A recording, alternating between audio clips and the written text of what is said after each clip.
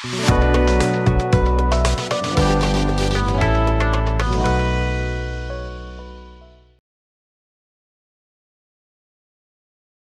हम लोग बात करने वाले हैं डिस्प्ले प्रॉपर्टी के बारे में। देखिए, डिस्प्ले प्रॉपर्टी की ना वैसे काफ़ी सारी वैल्यूज़ होती हैं, और जैसे जैसे हम लोग सीएसएस में आगे बढ़ते जाएंगे तो आप लोगों को काफ़ी सारी प्रॉपर्टी पता लगेंगी। लेकिन आज हम लोग दो मेन प्रॉपर्टीज़ के बारे में बात करेंगे। बेसिकली हम लोग बात करने वाले हैं कि ऐसा, जैसा कि आप लोगों ने HTML के पार्ट में देखा होगा कि हमारे पास कुछ एलिमेंट्स थे जो कि कंप्लीट ब्लॉक का स्पेस लेते थे, जैसे कि पैराग्राफ। पैराग्राफ जो होता है हमारे पास, हम एक बार अपना डॉक्यूमेंट क्लियर कर लेते हैं HTML का, और यहाँ पे कुछ एग्जांपल देखते हैं। लाइक सबसे पहले एग्जांपल हमने लिया H1 का, और यहाँ पे हमने H1 में लिखा हेलो, बस इतना ही। उसके बाद हमने पैराग्राफ में लिखा हाय, बस इतना ही। उसके बाद हमने यहाँ पे यूज़ किया स्पैन टैग, और उसमें लिखा वर्ड।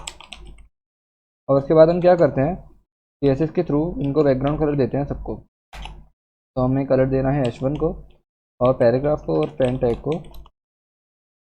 बैकग्राउंड कलर दिया हमने एक्वा।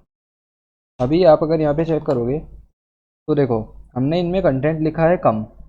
H1 में हमने इतना सा कंटेंट लिखा है, लेकिन उसके बाद भी इसने कंप्लीट स्पेस लिया है लेफ्ट टू राइट। यही सेम केस है आपका पैराग्राफ के साथ। वहाँ पे भी आपने कंटेंट लिखा है इतना सा, सिर्फ एक ही वर्ड लिखा है, और स्पेस लिया है इसने कंप्लीट ब्लॉक का। लेकिन स्पैन के केस में ऐसा नहीं हुआ है। स्पैन के केस में आपने सिर्फ एक वर्ड लिखा है, तो उसने एक ही वर्ड का स्पेस लिया है। तो ये बिहेवियर किस रीज़न की वजह से है। देखिए, हमारे पास एक चीज़ होती है डिस्प्ले प्रॉपर्टी। तो डिस्प्ले प्रॉपर्टी में कुछ एलिमेंट्स ऐसे होते हैं जिनकी प्रॉपर्टी की वैल्यू होती है ब्लॉक, और कुछ ऐसे होते हैं जिनकी वैल्यू होती है इनलाइन। अब जो ब्लॉक वाले एलिमेंट होते हैं ना, उन्हें बोलते हैं block level element. Block level element क्या करते हैं, आप उनके अंदर कितना भी कंटेंट रखो, वो left to right complete block का ही स्पेस लेंगे। आप अगर यहाँ पे दो वर्ड लिखोगे, वो तब भी कंप्लीट ब्लॉक का स्पेस लेंगे। लाइक मैं यहाँ पे लिख देता हूँ एक और वर्ड, तो ये दो ही कंप्लीट ब्लॉक का ही स्पेस लेंगे। मैं यहाँ पे अगर कितना भी कंटेंट रखूँ, एक अगर मैंने एक लेटर भी लिखा है ना, सिर्फ एच भी लिखा है मैंने, तब भी ये कंप्लीट ब्लॉक का ही स्पेस लेने वाला है। पर कुछ होते हैं ऐसे जो इनलाइन लेवल एलिमेंट कहलाते हैं, वो उतना स्पेस लेते हैं जितने की उन्हें रिक्वायरमेंट होती है। जैसे कि हमारे पास है स्पैन टैग, और इसके अलावा है हमारे पास बोल्ड, इटैलिक और स्ट्रॉन्ग, इस तरीके के टैग। राइट। तो हम लोग, ये हमारी किस काम की है प्रॉपर्टी, हमारी इस काम आती है। तो जो आपके ब्लॉक लेवल एलिमेंट होते हैं ना, वहाँ पे आप हाइट और विड्थ सेट कर सकते हो। लाइक अगर मैं यहाँ पे इन तीनों एलिमेंट्स को एक हाइट देता हूँ ना, मैंने यहाँ पे कहा, जैसे हमने बैकग्राउंड कलर दिया है ऐसे ही सबको हाइट दे देते हैं 100 पिक्सल। तो आप ये देखो, जो ब्लॉक लेवल एलिमेंट थे ना, हाइट हम सिर्फ उसी को दे पाए हैं। जो हमारा इनलाइन लेवल एलिमेंट था, वहाँ पे हाइट अप्लाई ही नहीं हुई। लेकिन एक प्रॉब्लम है यहाँ पे। प्रॉब्लम ये है कि जो हमारे ब्लॉक लेवल एलिमेंट होते हैं ना, वो बाय डिफ़ॉल्ट कंप्लीट विड्थ लेते हैं लेफ्ट टू राइट। तो हमें क्या बेनिफिट हुआ यहाँ पे, अगर हम अभी विड्थ इसकी सेट नहीं कर सकते, तो इसीलिए हमारे पास एक तीसरे टाइप का डिस्प्ले प्रॉपर्टी है। एक तीसरे टाइप की वैल्यू है हमारे पास, उसे बेसिकली आप इन दोनों का कॉम्बिनेशन बोल सकते हो। उससे क्या होता है ना, बाय डिफ़ॉल्ट आपका एलिमेंट इतना ही स्पेस लेगा जितना उसे चाहिए, जैसे कि यहाँ पे स्पैन ने लिया हुआ है ना। लेकिन अगर आप चाहो तो मैन्युअली भी उसे हाइट और विड्थ दे सकते हो। लाइक अगर हम ये सब हटा देते हैं फिलहाल यहाँ से, और बस ये रहने देते हैं। अगर हमने कहा कि हमारा जो स्पैन है ना, इसकी डिस्प्ले प्रॉपर्टी को चेंज करके कर दो इन लाइन ब्लॉक। अभी इनलाइन ब्लॉक अगर इसे कर देंगे ना, तो अब हम इसकी हाइट को अगर चेंज करना चाहें तो कर सकते हैं। अगर हम यहाँ पे डिस्प्ले प्रॉपर्टी को चेंज ना करें और उसके बिना हाइट को चेंज करने की ट्राई करें ना, तो नहीं होएगा।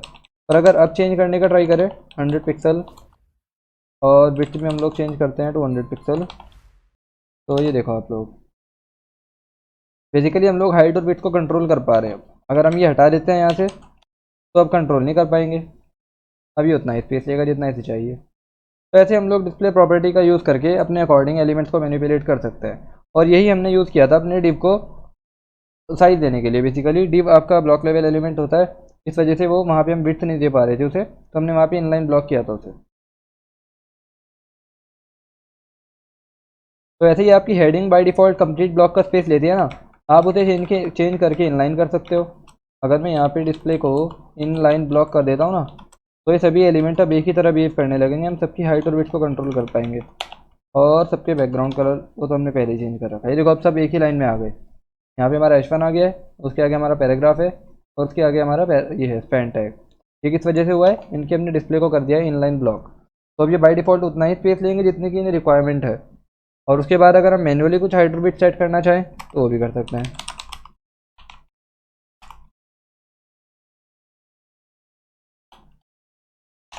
ये देखो, और यहाँ पे हम लोग ऐड करते हैं एक ब्रेक ताकि नेक्स्ट लाइन में आ जाए, और यहाँ पे भी, और ये भी कुछ इस टाइप से दिखेगा। अभी आपको ये एक्स्ट्रा स्पेस इस वजह से दिख रहा है क्योंकि कुछ मार्जिन पैराग्राफ ने ली है और कुछ हमारी H1 के पास है, इस वजह से यहाँ पे दोनों की मार्जिन एडअप हो गई है। और ये वाली मार्जिन जो है हमारी ये हेडिंग की है, इस वजह से यहाँ पे इक्वल आ रही है, जितनी यहाँ पे इतनी यहाँ पे दिखाई दे रही है। मार्जिन आपकी एडअप नहीं हो सकती है। अगर आपने मान लो इस तरीके से किया ना कि मार्जिन आपने यहाँ पे भी ऐड कर दी और यहाँ पे भी ऐड कर दी तो क्या होगा, मैं आपको करके दिखाता हूँ। देखो जैसे यहाँ पे हमने ऐसा बता देते हैं और ये भी हटा देते हैं। जैसे हमने H1 के बाद एक पैराग्राफ ऐड किया और यहाँ पे कुछ टेक्स्ट लिखा हमने, और यहाँ पे अब हमने कहा सॉरी H1 को हमने मार्जिन दी मान लो बॉटम 100 पिक्सल, और पैराग्राफ को हमने मार्जिन बॉटम दी 300 पिक्सल। तो आपको क्या लगता है किसकी मार्जिन यूज़ होगी? सॉरी यहाँ पे मार्जिन बॉटम बॉटम नहीं, यहाँ पे मार्जिन टॉप होना चाहिए। तो आपको क्या लगता है किसकी मार्जिन यूज़ हो रही है? ये हम लोग अगर इंस्पेक्ट करके चेक करें, H1 की मार्जिन यहाँ तक है हमारे, और ये हमारी कंप्लीट मार्जिन किसकी यूज़ हुई है यहाँ पे? पैराग्राफ की 300 पिक्सल। मतलब अगर आप इस तरीके से ओवरलैपिंग मार्जिन लगाओगे ना तो उस केस में क्या होगा, जिसकी मार्जिन ज़्यादा होगी ना उसे कंसिडर किया जाएगा। जैसे यहाँ पे H1 में बॉटम मार्जिन है 100 और पैराग्राफ में हमारे पास टॉप मार्जिन है 300, तो इसमें से 300 बड़ी वैल्यू है ना, तो इस वजह से 300 अप्लाई की गई है। H1 भी अप्लाई की हुई है लेकिन उसका कोई इफेक्ट आपको दिखेगा नहीं क्योंकि वो ओवरलैप हो जाएगी एक तरीके से, राइट।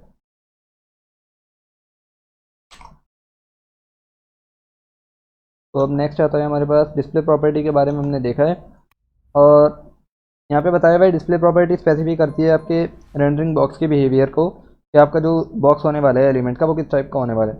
अगर आपका डिस्प्ले ब्लॉक आपने किया हुआ है तो आपका बॉक्स एक ब्लॉक लेवल एलिमेंट की तरह बिहेव करेगा, और अगर आपने उसे इनलाइन किया हुआ है तो वो इनलाइन लेवल एलिमेंट की तरह बिहेव करेगा, राइट।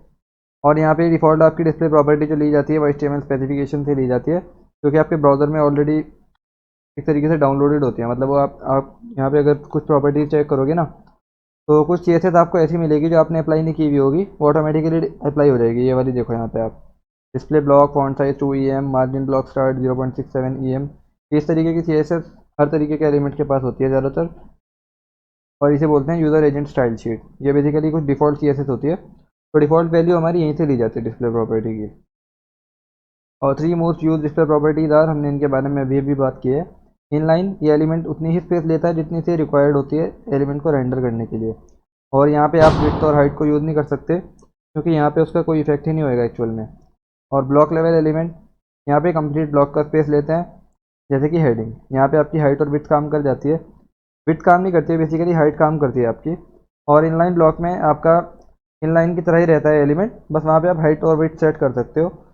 और इनलाइन के रहने का मतलब ये है कि वो उतना ही स्पेस लेता है पहले जितनी उसे रिक्वायरमेंट है, उससे ज़्यादा नहीं और उससे कम भी नहीं, और वहाँ पे आप हाइट और विड्थ सेट कर सकते हो, राइट। अभी आपके पास एक और प्रॉपर्टी है, लाइक अगर आप किसी एलिमेंट को हाइड करना चाहते हो, आप चाहते हो कि आपका एलिमेंट ना दिखे, CSS के थ्रू आप उसे हाइड करना चाहते हो, तो कैसे करेंगे? देखो उसके पास आपके दो तरीके हैं और दोनों में डिफरेंस है, हम दोनों का डिफरेंस देखते हैं अब। एक तो है आप उसकी डिस्प्ले प्रॉपर्टी को नन सेट कर दो, और एक है कि आप उसकी विजिबिलिटी को हिडन कर दो। मैं आपको एग्जांपल दिखाता हूँ। अब जैसे आप यहाँ पे अगर H1 की विजिबिलिटी को हिडन कर देते हो ना, विजिबिलिटी एक प्रॉपर्टी होती है और इसमें हम लोग बेसिकली सेट कर सकते हैं कि हमें इसे हिडन रखना है या नहीं रखना है। तो अगर हम इसे हाइड कर देते हैं ना तो ये देखो क्या होएगा, आपका H1 यहाँ से हाइड तो हो गया है लेकिन H1 की जो स्पेस होनी चाहिए थी ना वो अभी भी वहीं पे ही है। ये देखो अगर मैं H1 के ऊपर ओवर करता हूँ तो वहाँ पे जो स्पेस होना चाहिए था H1 का वो अभी भी वहीं पर ही है। तो अगर आप डिस्प्ले को इसकी विजिबिलिटी को हिडन सेट करते हो ना तो आपको ये रिजल्ट मिलता है। ये देखो यहाँ पे आपकी हेडिंग होनी चाहिए थी, बस उसकी विजिबिलिटी हाइड हो चुकी है, बाकी उसका स्पेस अभी भी रिजर्व्ड है। तो ये तो होता है अगर आप विजिबिलिटी उसकी हिडन कर देते हो, लेकिन अगर आप ये चाहते हो कि स्पेस पे रिजर्व ना रहे, वहाँ पे स्पेस भी ना रहे, हमारा एलिमेंट कम्प्लीटली गायब हो जाए बिल्कुल, ना उसका स्पेस रहे और ना ही हमें वहाँ पे एलिमेंट दिखे, तो हम उसके लिए यूज़ कर सकते हैं डिस्प्ले नन। तो अगर आप विजिबिलिटी हिडन की जगह यहाँ पे यूज़ करते हो डिस्प्ले सॉरी नन, और अभी सेव किया तो ये देखो अब यहाँ पे उसने स्पेस भी नहीं ले रखी है एलिमेंट ने, अब वो कम्प्लीटली गायब हो चुका है बिल्कुल। तो ऐसे आप लोग यूज़ कर सकते हो डिस्प्ले नन और विजिबिलिटी हिडन अपने नीड के अकॉर्डिंग कि आपको एलिमेंट को स्पेस देना है या नहीं देना है उसके गायब होने के बाद, राइट। नेक्स्ट आती है आपके पास टेक्स्ट अलाइनमेंट की प्रॉपर्टी। देखो ये बिल्कुल सिंपल है, जैसे आपको इसके नेम से ही पता चल रहा होगा कि अगर हम यहाँ पे इसके टेक्स्ट को अलाइन करना चाहें, लाइक हमने अगर इसे हटा देते हैं, हम लोग सेव करते हैं, तो कुछ इस साइड से दिख रहा है हमारा H1। मतलब देखो H1 ने स्पेस तो लिया हुआ है लेफ्ट टू राइट कंप्लीट, ये पूरे ब्लॉक का स्पेस लिया हुआ है, लेकिन हमारा टेक्स्ट कहाँ पे अलाइंड है, वो बाय डिफ़ॉल्ट हमारा लेफ्ट में अलाइंड है। ठीक है, तो अगर आप चाहते हो, आप इसका अलाइनमेंट को चेंज करना चाहते हो ना, तो आप यहाँ पे यूज़ कर सकते हो टेक्स्ट, सॉरी सबसे पहले हम लोग H1 को ही टारगेट करेंगे और यहाँ पे हम कहेंगे टेक्स्ट अलाइन सेंटर।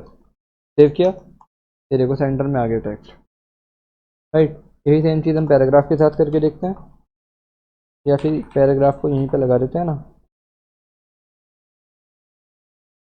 दोनों चीज़ें सेंटर में आ गई। तो एक तो तरीका है आपके पास ये अपने एलिमेंट के कंटेंट को सेंटर करने का, और दूसरा तरीका आपके पास ये है कि अगर आपके पास एलिमेंट है ब्लॉक लेवल, लाइक हमारे पास H1 है ना, तो यहाँ पे तो हमने H1 के टेक्स्ट को अलाइन किया है सेंटर। अगर हम लोग H1 के ऊपर एक वो लगा देते हैं, क्या कहते हैं, बॉर्डर, तो इसे हटा देते हैं हम लोग यहाँ से, और यहाँ पे हम लगाते हैं एक बॉर्डर 1 पिक्सल सॉलिड ब्लैक और बैकग्राउंड कलर ब्लैक को सेव करेंगे। तो ये देखो यहाँ पे हमारी H1 अभी भी उतनी की उतनी है, मतलब पूरा लेफ्ट टू राइट पूरा एक एलिमेंट है, और उसमें जो टेक्स्ट है ना जस्ट वो सेंटर हुआ है। तो अगर आप पूरे के पूरे एलिमेंट को ही सेंटर करना चाहते हो ना, तो आप क्या करो, सबसे पहले तो आपका वो एलिमेंट ब्लॉक लेवल होना चाहिए। ठीक है, ब्लॉक लेवल होना चाहिए। उसके अलावा आपको उसमें एक विड्थ देनी पड़ेगी। यहाँ पे लाइक हम विड्थ देते हैं, हमने कहा थे 400 पिक्सल की हमने विड्थ दी। उसके बाद आप अगर क्या करते हो, यहाँ पे टेक्स्ट अलाइन सेंटर करने के बजाय आप यहाँ पे कर देते हो उसकी मार्जिन, और टॉप और बॉटम की हम लोग 0 रखते हैं और लेफ्ट और राइट को कर देते हैं ऑटो। तो ये देखो मार्जिन लेफ्ट और राइट ऑटो करने से भी आपका एलिमेंट सेंटर हो जाता है, लेकिन आपका वो एलिमेंट एक तो ब्लॉक लेवल होना चाहिए और उसके ऊपर आपने विड्थ भी ज़रूर अप्लाई की हुई हो, क्योंकि अगर आप विड्थ अप्लाई नहीं करोगे ना, तो नॉर्मली ये कंप्लीट विड्थ ले लेगा पूरी ब्लॉक की, और उसमें आपको पता ही नहीं चलेगा कि एक्चुअल में सेंटर हुआ भी है या नहीं। तो आपको विड्थ ज़रूर सेट करनी है। फिर आप वो पिक्सल में सेट कर सकते हो या फिर परसेंटेज में भी सेट कर सकते हो। लाइक हम यहाँ पे लिखते हैं 40%, तो ये कंप्लीट विड्थ का 40% पार्ट ले लेगा, राइट। तो अगर आपको टेक्स्ट को अलाइन करना है तो वहाँ पे तो आप टेक्स्ट अलाइन सेंटर यूज़ कर सकते हो, और अगर एलिमेंट को अलाइन करना है तो वहाँ पे आप मार्जिन ऑटो का यूज़ कर सकते हो। तो एलिमेंट को आपको सेंटर में लाने के लिए मल्टीपल तरीके हैं, उनमें से एक है ये कि आप मार्जिन ऑटो कर दो, पर ये हर बार काम नहीं करता है ऑब्वियसली। तो जब हम लोग डिस्प्ले फ्लैक्स देखेंगे, फ्लैक्स बॉक्स में हम लोग देखेंगे कैसे हम लोग फ्लैक्स बॉक्स की हेल्प से अपने एलिमेंट को सेंटर कर सकते हैं, और वो आपका ज़्यादातर केसेस में काम कर जाएगा। उससे आप अपने एलिमेंट को ईजिली सेंटर कर पाओगे। तो आई होप कि आपको वीडियो आज की पसंद आई और समझ आया आपको जो हमने वीडियो में बताया आज। तो आप लोग इसे खुद से ट्राई करें और एक्सपेरिमेंट करके देखें, इसके साथ डिफरेंट डिफरेंट वैल्यूज़ ट्राई करें, और अगर कोई डाउट आता है तो आप लोग कमेंट्स में पूछ सकते हैं।